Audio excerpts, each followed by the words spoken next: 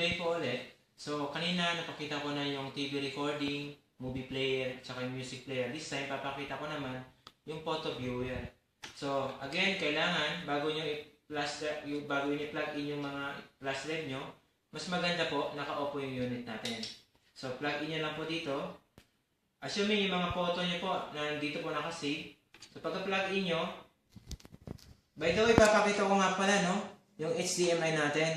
So, kailangan lang, kung ito yung gagamitin nyo, kung ganito yung mga TV nyo, yung TV nyo ay naka-set sa HDMI din.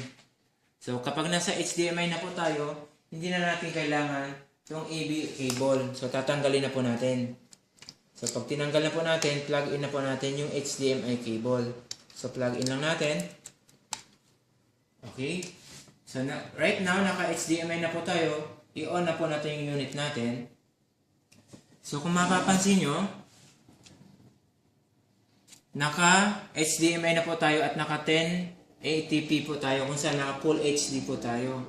So, yung photo viewer nga po, no? Pindutin nyo lang po yung menu.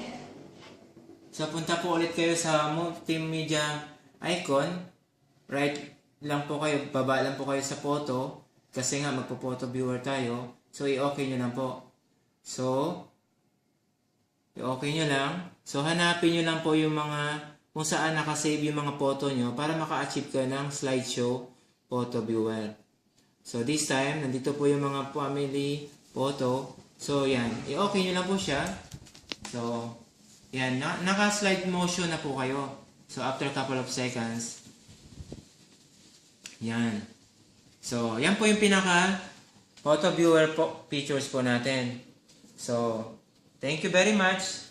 And good day, my name is Jerry Bongot, Pilot Specialist ng Cybertech Digibox.